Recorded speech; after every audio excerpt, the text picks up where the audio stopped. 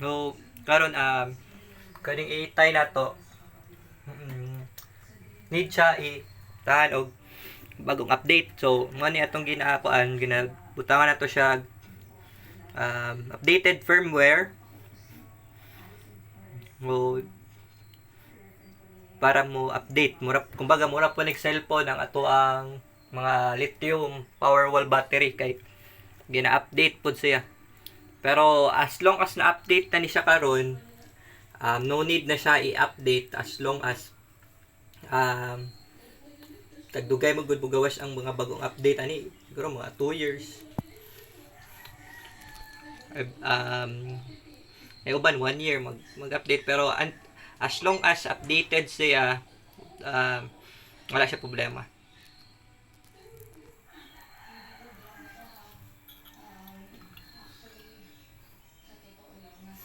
So, mo ni atong ginagamit kanina brand itay na Powerwall lithium battery.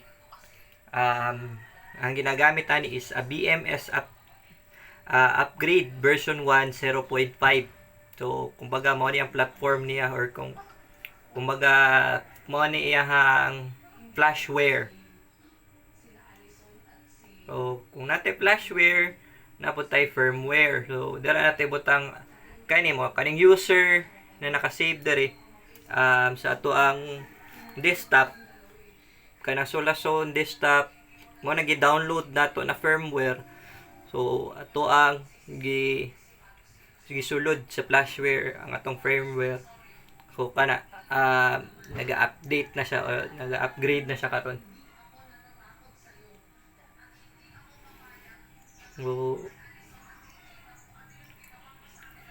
kailangan na nato laptop, USB, USB to LAN na cable. After nasulod na, nag-successful ang upgrade, mag-off na siya, mo-off ning inverter. Mo man ni ang slave, umuo lang ni siya ang mo-off.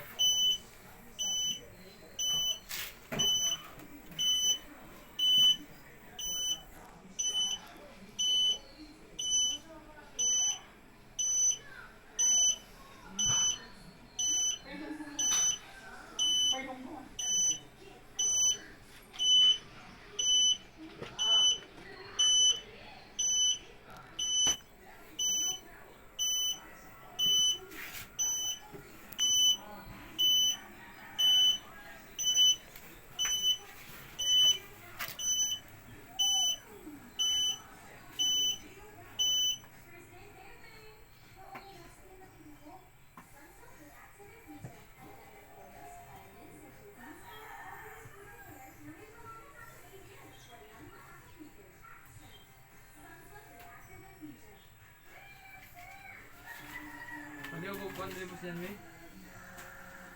Diyan. Ayaw kaya pa nagpapa kanya. Dito. Chef. Sige pangalan dire. What sa ni diri? Ano sa kwan? Ang zero ba? Kailangan mo? Mapi man dire na Romero.